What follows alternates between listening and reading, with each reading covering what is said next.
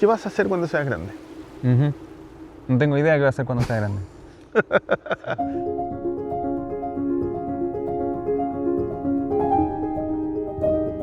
Para mí era una mochila esta pregunta que te ponen de chico. Ojalá rápidamente decías cómo va a hacer funcionar esta sociedad.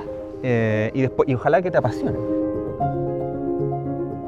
Y después me fui dando cuenta que mi deriva en la universidad, las cosas que fui estudiando, en verdad elegía cosas que me mantenían el campo más o menos abierto porque soy muy curioso en términos muy generales. Y en los trabajos que fui cayendo también fue un poco así, como en una búsqueda, en una curiosidad por aprender, por hacer cosas, porque me llamaba. Pero después de un tiempo me generaba curiosidad a otra cosa y me iba en ese camino también. Entonces, no siento que sea algo definitivo. Entonces, todavía en verdad no sé qué quiero hacer cuando grande. Debe ser el tiempo de explorar, ¿ya? Si no, muchas veces no es tan definitivo, ¿ya? Como permítete un año explorar, pero con intención, no es flojear, explora a fondo algo, ¿cachai? Estudia algo. Por último, si no estás en la universidad, agarra 5 libros potentes y estúdialo y ve qué te pasa con eso, qué te pasa, porque va a cambiar inevitablemente y eso te va a llevar a un nuevo espacio.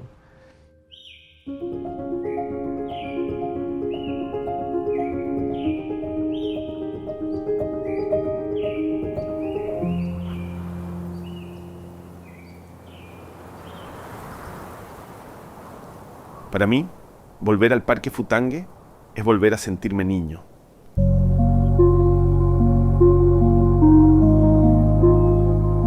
Cada paso que doy aquí despierta algo antiguo, como si mi cuerpo, mis piernas, recordaran antes que mi mente. Mis primeros contactos con la naturaleza fueron así, caminando, dejándome llevar. Y en lugares como este, esa conexión vuelve a aparecer. Así que por eso decidimos volver aquí, al Futangue, para reencontrarnos con esta energía y aprender un poco más del bosque y de sus personas. Donde hay bosques nativos o lugares como un poquito más prístinos, en general es porque no se logró establecer una actividad productiva ahí en algún minuto. Exactamente. Por eso están en las montañas, están en lugares alejados. Y los otros lugares de alguna forma ya tuvieron toda esta transformación por parte de nosotros. Y aquí tú lo estás viendo in situ.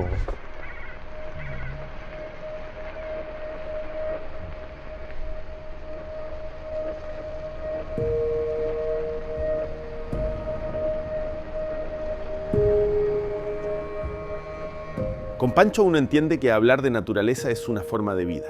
No solo la conoce, la escucha y la respira. Pancho es subdirector docente del IDS, científico, amante del cine, de la ilustración, huertero y profesor apasionado, pero sobre todo es alguien que camina la tierra con respeto. Y yo siento que su misión como ser humano es justamente esa, transmitir la urgencia de protección, pero también la pasión por la naturaleza. Oye, mira, Pancho, lo que pasa es que quiero centrarme bastante como en el tema de la educación. Y ayer me dijiste algo que me encantó, que era cómo partías con tus alumnos las primeras clases, ¿no? No te había contado, pero él hace clases de sustentabilidad, ¿no? Ese es tú en la universidad. Entonces, ¿cuál es el primer acercamiento? El primer acercamiento. No, yo diría que hay 3 cosas bien importantes que han ido evolucionando en mi forma de abordar las clases. Y la primera es por qué si quieren preocuparse del tema. ¿Ya? Como por qué preocuparnos por el tema de la sustentabilidad.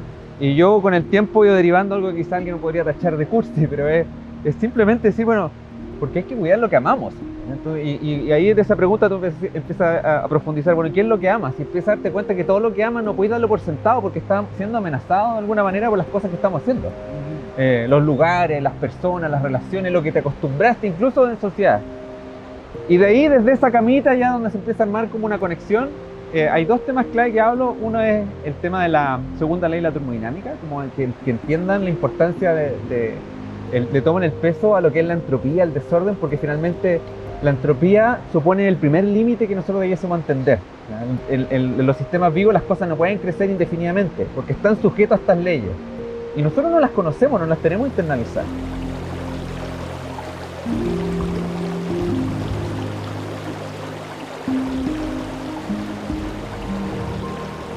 La gente que vive acá en el sur vive distinto, vive conectado con la naturaleza, con la gente, con la cultura y por supuesto que necesitamos un buen internet, rápido pero que sea confiable también y además que nos conozcan. Y para eso Telsur no falla nunca.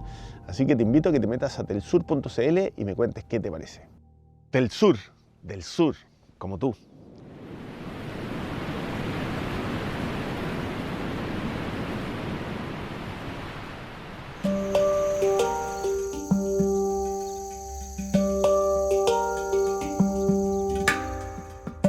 Cuando era niño, en un lugar muy parecido a este, solía detenerme a mirar cómo la luz se filtraba entre los árboles. Era un momento simple, pero me hacía sentir parte del bosque. Hoy, parado aquí, esa misma luz vuelve a aparecer, con nuevos significados, con una nueva mirada. Sobre la Tierra. Eso.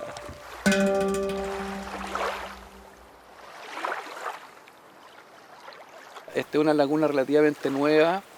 Al hacer esta erupción hace 650 años atrás, se levanta este macizo acá, ¿no es cierto?, de pura lava y de alguna manera corta el valle que ven lo que ustedes tienen al frente. Y ahí es donde venía el río Riñinahue hacia acá y salía, claro, y salía, digamos, hacia abajo, hacia el puente que pasamos. Pero la formación del volcán empieza a ser una represa ¿ya? Y choca con una roca basáltica que viene de esa cordillera de allá.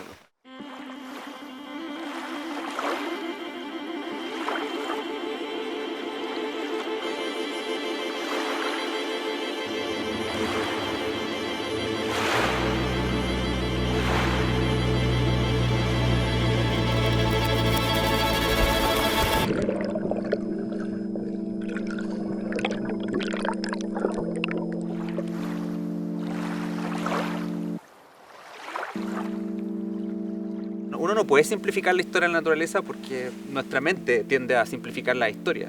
Es mucho más complejo. Ya, pero en ese mismo sentido, cuando nosotros entramos a... Es bien interesante, porque todo es desde el punto de vista humano, ¿no? Pero cuando entramos a hablar de conservación y todo, también lo vemos desde nuestro lado, también. Humanizamos todo esto, ¿no es cierto?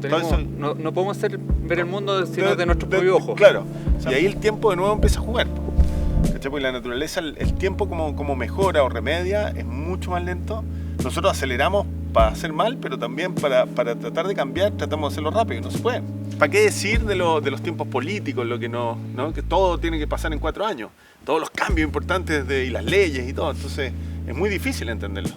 No, pero nosotros jugamos con el potencial de la naturaleza para adaptarlo a lo que es funcional a nosotros. Y ahí sí hemos encontrado maneras de acelerar ciertos procesos a través de un entendimiento de cómo funciona la naturaleza. Finalmente, la agricultura, en su génesis, probablemente devino de la observación, de la prueba y error de los seres humanos, dándose cuenta de que había ciertas especies que funcionaban en ciertos contextos y la adaptaron porque podían en más corto plazo acceder a ese alimento que antes tenían que ir a forrajearlo. Sí, claro. Pero es una forma de adaptarlo para que funcione en tus tiempos y sea útil para ti.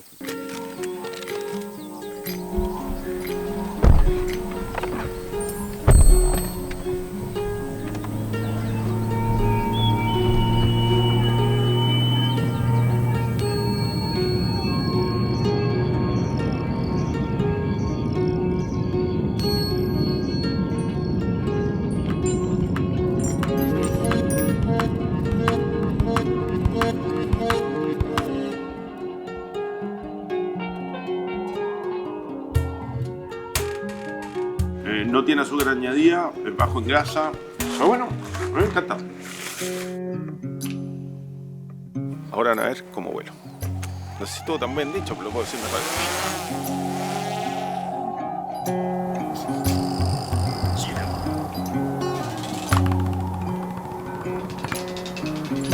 ¡Oh!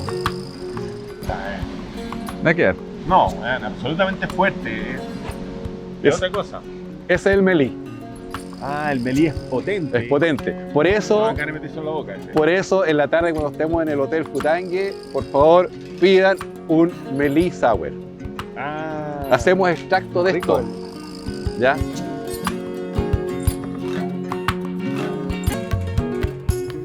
Sobre la Tierra. Excelente. Oye, lo que te decía era como, ¿cómo te presentarías tú? ¿Quién dirías que eres? Hoy día, por dedicación temporal, papá.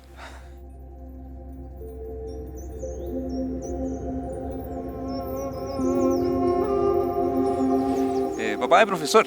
Eso yo creo que me define en simple.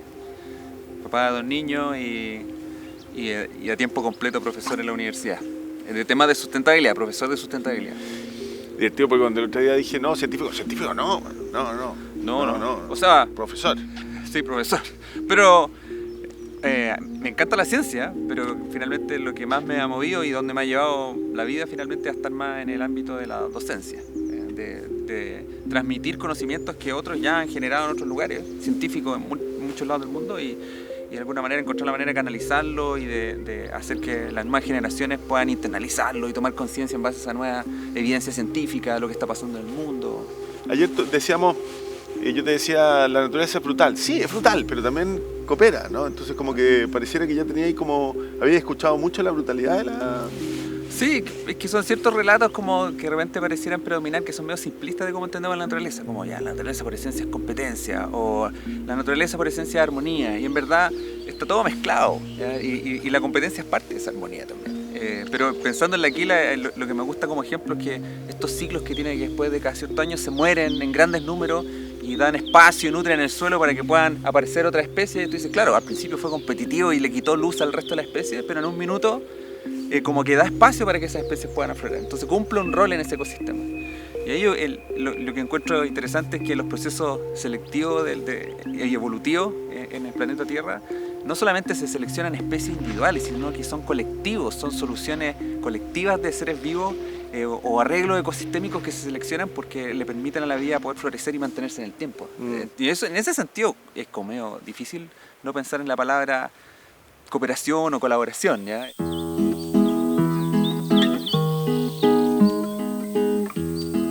A mí me quedó más claro como la importancia de morir, ¿no? Como por qué se alimentan los gusanos, por qué eres parte, eres compost, y por qué, ¿no? Entonces, y obviamente se me quitaron, nunca las tuve mucho, pero la idea de que me incineren, para mí se me borró. Yo quiero ser parte de todo y que otros bichitos coman acá. Ajá. ¿Cachai? ¿Cómo te va a ir con esos temas?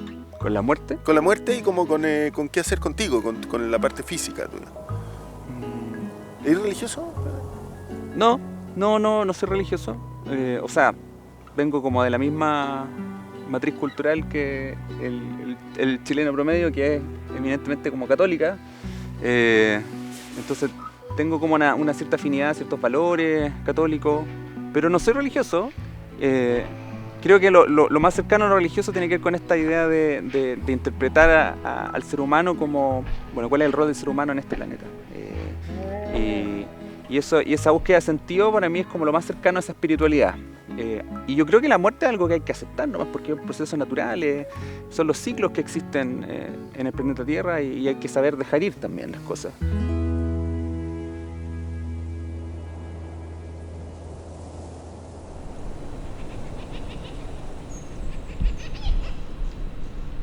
Entre comillas desaparecemos, pero de todo lo que estamos hechos hace mucho tiempo que existía y va a seguir existiendo después. O sea, lo que nos constituye, en nuestros átomos, lo que desaparece es la manera que se organizó esa materia en nosotros y cómo se manifestó en una identidad tan única que es esta persona, y con los vínculos que generó con otras personas y con los entornos donde se desenvuelve. Y eso evidentemente, cuando uno piensa que eventualmente puede desaparecer, te da pena.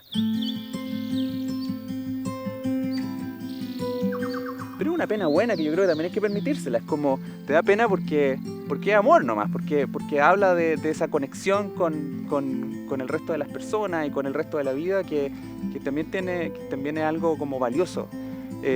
Pero también hay que saber soltarlo, no es para siempre. De hecho, el hecho de saber que no es para siempre le da como un valor extra, ¿no? Porque si fuera como eterno quizás lo daríamos por sentado. Pero como tú sabes que tiene una fecha de vencimiento, también como que intensifica cuánto apreciamos estos vínculos, el estar aquí, el compartir, el poder respirar este aire, apreciar estos paisajes que van a ir cambiando también en el tiempo.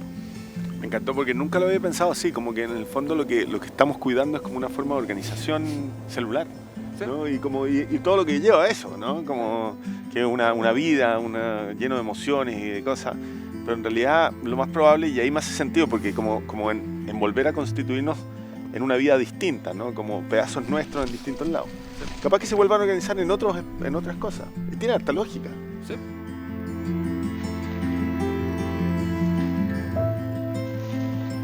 Esto también me lleva a pensar como esta idea de la trascendencia, como este miedo a la muerte, cabe un poco el miedo a lo desconocido, pero también es como las ganas de trascender, pues, de que algo quede.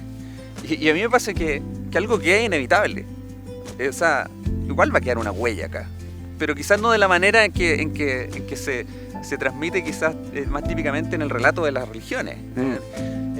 La huella queda de manera quizás distinta. No sé, yo pienso en la huella que han dejado mis antepasados en mí y a su vez los antepasados de ellos en ellos, y que finalmente tiene que ver con que uno va mimetizando, internalizando ciertos gestos, ciertas formas de expresarse, ciertas formas de entender, de ver. Entonces yo, cuando pienso en mi abuela, ella está muy viva en nosotros.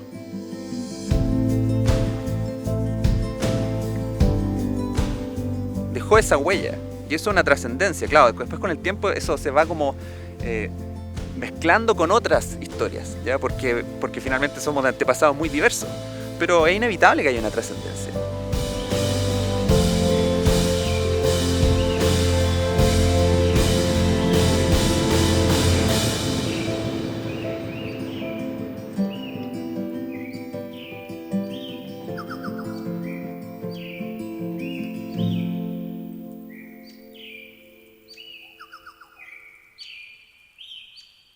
¿Sentémonos acá? Ya.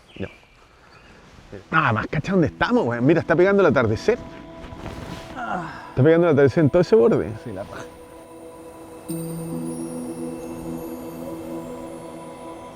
¿Cómo ves a esta generación en general? ¿Cómo te sientes con ellos? Mira, las generaciones cambian mucho. Hay cosas que se mantienen en el tiempo, pero cambian mucho, especialmente en el último tiempo. Pareciera que año a año, así como Del estallido ahora cambiaron de nuevo. Cambian de nuevo, tiene dos pandemias, o sea, como no los que nacieron en pandemia, pero los que estuvieron, no sé, en sus últimos años de colegio o primeros años de universidad en la pandemia. Entonces eso evidentemente tiene algún efecto, ¿ya? Yo hace poco estuve reflexionando sobre esto y yo detecto que hay como tres tendencias que no son propias de esta generación en particular, pero que yo la he visto como con un poquito más fuerza y me preocupa un poquito que sea medio evidente. Uno es la adicción a los dispositivos. Tremenda. Tremenda. Y en verdad nos pasa a sorprenderse porque todos somos hasta cierto punto adictos. Yo te escuchaba también a ti que es una preocupación. Absoluta. Yo me siento adicto absolutamente y estoy muy preocupado. Y eso en el aula está siendo muy nocivo porque está matando el aula.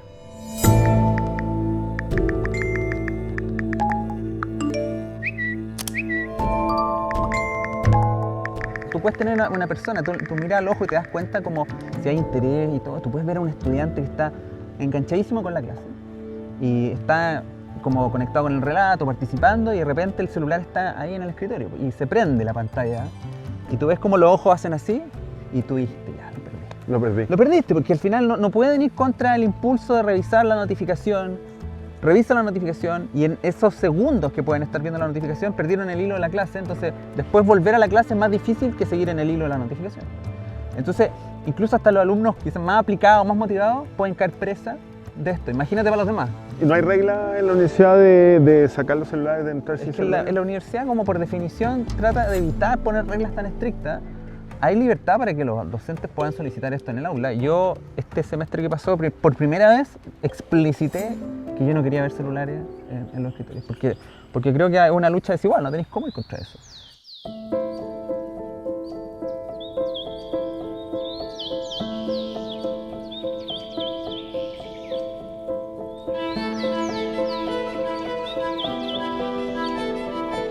De un minuto a otro, el ser muchas cosas se convirtió en algo positivo. Siempre no lo era, ¿no? Era como... Sí, pues tenía que ser una línea. Tenía que ser una línea, tenía que ser abogado, actor para la vida. De hecho, mucha gente todavía me pregunta ¿por qué dejé de actuar? ¿No? Y es porque el mundo tiene demasiadas cosas interesantes. Pero igual es una mentira. O sea, yo creo que nunca fue tan así. Porque tú empezabas a hablar con personas de esa generación, ¿ya? Como más de una línea, y todos tenían su oficio alternativo. Todos tenían su hobby. Y a veces querían hablarte mucho más de eso que del trabajo. Entonces el trabajo era algo a veces mucho más funcional a poder seguir haciendo eso. Claro, era como el deber ser, ¿no? O sea, claro. ¿Quién es esta persona? Como quién eres, ahora me gustaría decir, soy curioso. ¿Quién eres? ¿Soy actor? No, no soy actor. Soy curioso, ahora estoy como metido en estos temas que me gustan, pero seguramente voy a estar en otros luego, ¿no? Sí. Pero era muy importante que se te catalogara como una persona responsable, trabajadora, siempre en la misma empresa, ¿no? Sí.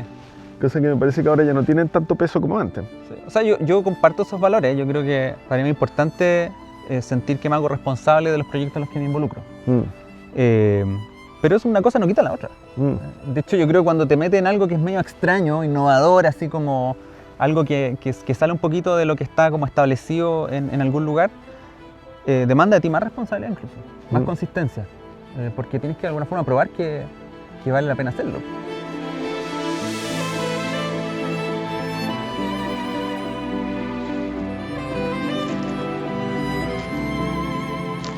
Lo que me deja Futangue es la certeza de que los lugares que se cuidan caminando, se cuidan mejor. Aquí todo invita a mí a avanzar lento, a escuchar, a respetar. Pancho me recuerda a eso, su manera de recorrer el parque, de leer el territorio, de protegerlo desde la acción y no desde el discurso. Y una convicción profunda, cuando caminamos con intención, la naturaleza siempre responde.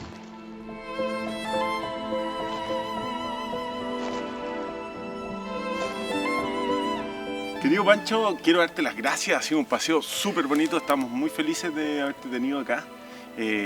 Futangue es uno de mis lugares preferidos y me encanta que nosotros que empezamos a trabajar con lo del IDS, que me encanta que hayas venido. Así que muchas gracias por haber venido a este viaje. No, gracias a usted por la oportunidad también de escapar unos pocos días y estar en este lugar, que lo encuentro increíble, un privilegio. Así que feliz.